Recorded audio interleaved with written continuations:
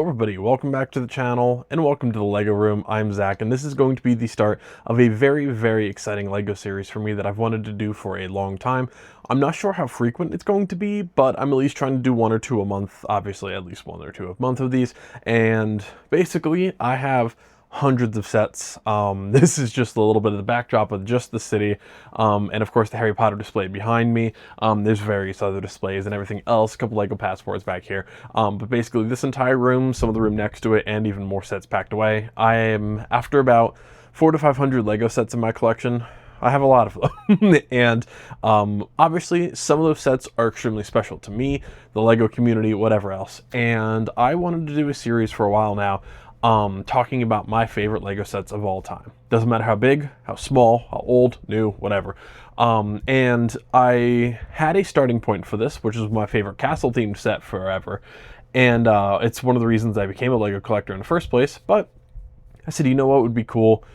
Maybe I'll do a little bit of a special build. Maybe I'll do a little bit of a special conversation in honor of Shark Week, one of the greatest things in America. I mean, who doesn't love Shark Week?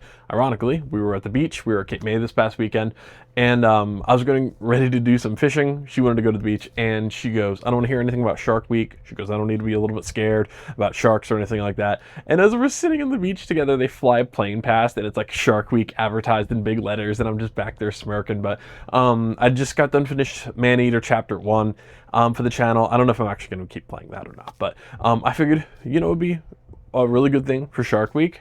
The Jaws set, one of my absolute favorite sets that LEGO has ever made, and it is just fantastic. So basically, what I'm going to try and do with this series is just highlighting my favorite sets ever. They don't have to be your favorite. They don't even have to be a good LEGO set in your eyes. That's fine.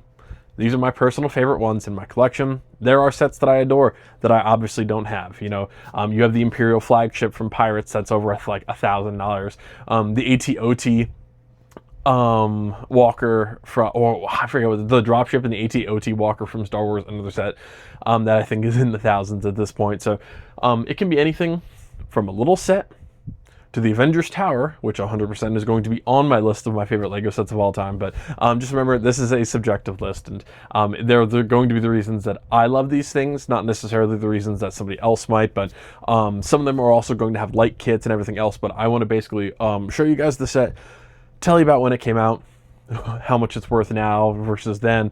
If it's a new set, like the Legendary Dragon, you know, some of those are going to have differing values, and some of these might be slightly modified as well, but I'll basically do my best to try and like showcase the set in its entirety to you guys, and again, do a whole series on this. So I've been looking forward to doing it for a while now.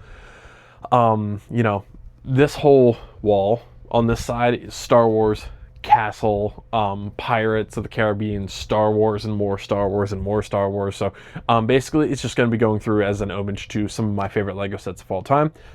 Not a top 10 or 20 or anything like that. Like, I have my two favorite LEGO sets of all time, and one of them, hint hint, is behind me lit up, and you can see it slightly crooked, I think, at this angle, but I think that might just be tipping a little bit. But yeah, you can see the Daily Bugle.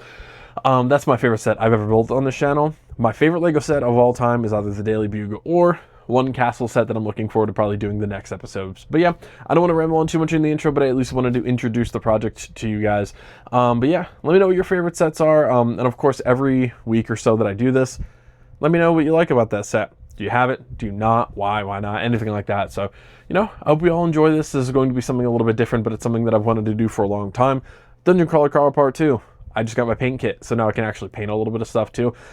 And I still have to do my final order for that. The August 1st wave is coming out right after this conversation, basically. So there's a lot going on right now. I want to get this done beforehand, but yeah. Thank you guys so much for joining me. Remember to like, comment, subscribe, share the video. Follow me on Instagram, TikTok, Facebook, Brick, the whole 9 yards. I will have some sets linked in the description below if they're still available through Amazon or anywhere else. They might be tagged through YouTube Shopping. I don't even know how that works at this point, but I will try and link a bunch of these sets below if you're interested in them as the series progresses. But thank you all so much for joining me for another LEGO project. Let's get started, folks. One thing that you can obviously note from this set, judging by how far back I have to sit, It is a very awkward set in terms of the actual specifications of it. And again, I love this set, but it is really tough to display. So, standing at $150 and about 1,500 pieces, it is 14 inches high. It is 23 inches long, and it also depends on how far you set the boat over the edge. So let's just say 2 feet, and then 7.5 inches wide.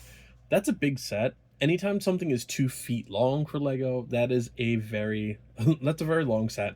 And something like the Avengers Tower, I can kind of build up. I can make some space.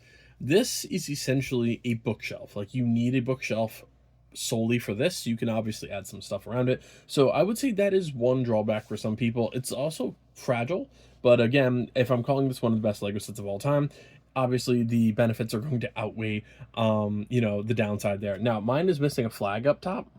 It just happens. That broke off when I was first building it. If you notice that there's a couple like little wooden pieces maybe added here and there, it's just meant to look like pieces are broken off from when the chaos is actually happening. But overall, for the set, it is fantastic. It is also still technically available on lego.com as of recording this in August 2026. However, it will be retiring very, very shortly for the year. So if you see this beforehand, this is definitely a set that I would say you should grab. It is just fantastic. And of course, if you're a Jaws fan, you probably have it by now. But if not, it's definitely one that you should not sleep on. It comes in a couple different ways. We obviously built the base, the orca, and then of course, the shark, aka Bruce, if you do not know, that was his actual name. And yes, of course, Bruce in Finding Nemo is named after the big boy here. And, it's just amazing in terms of the details, the Easter eggs, the piece count. 1,500 pieces, $150. It is really straightforward in terms of what you were looking for from a Lego set.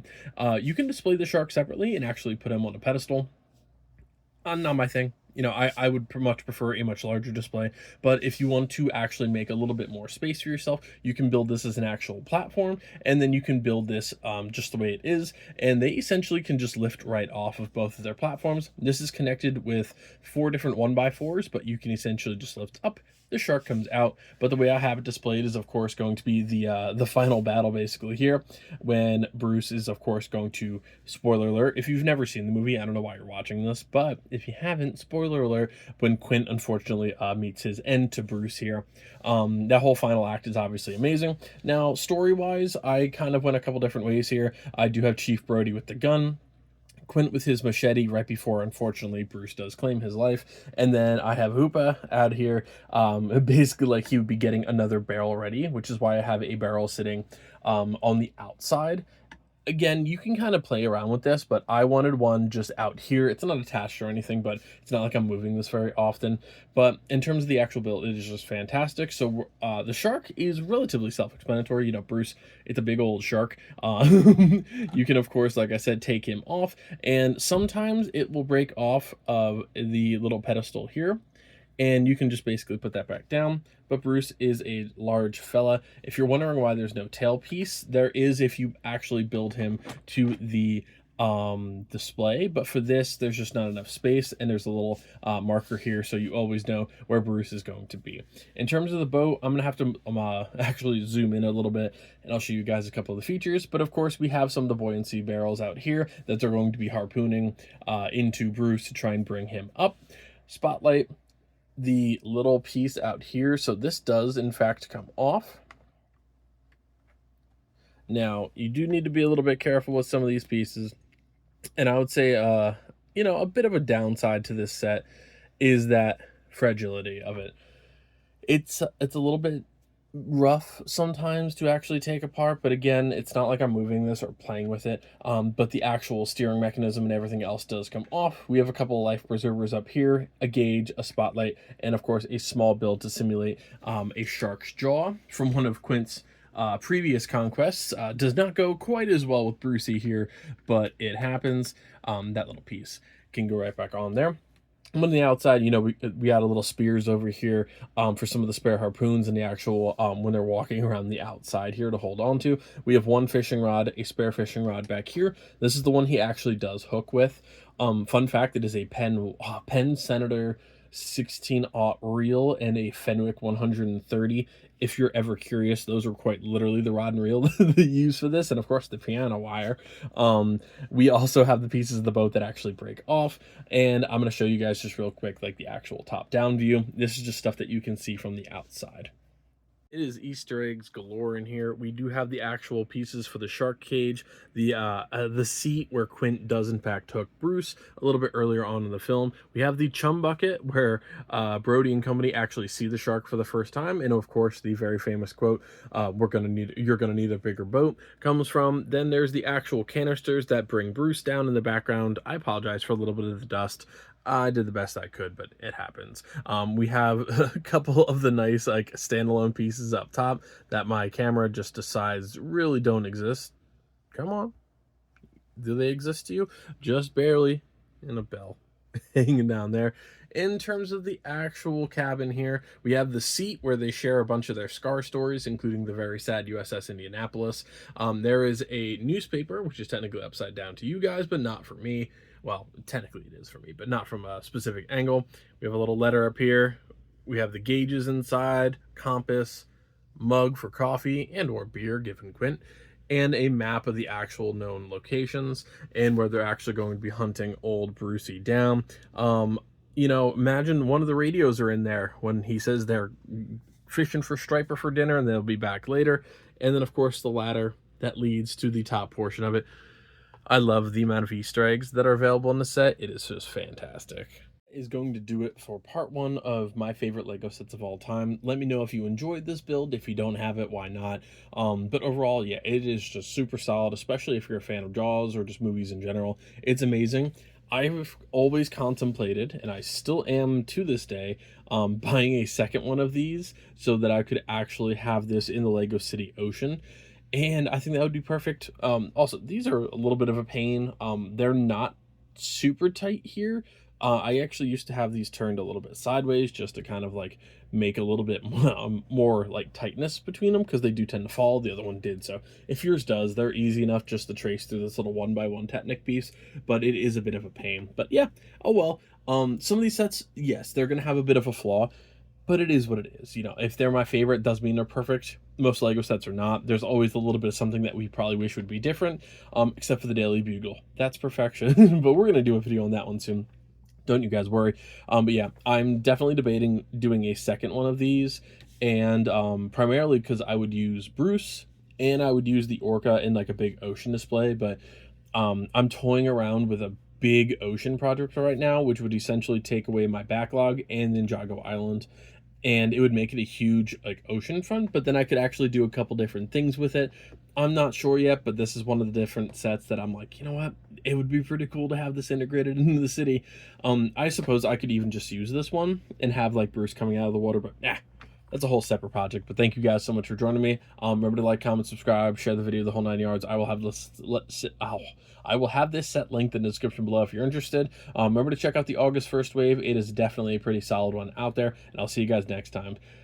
I almost said my fishing outro. See, this is what happens when you do fishing themed Lego builds.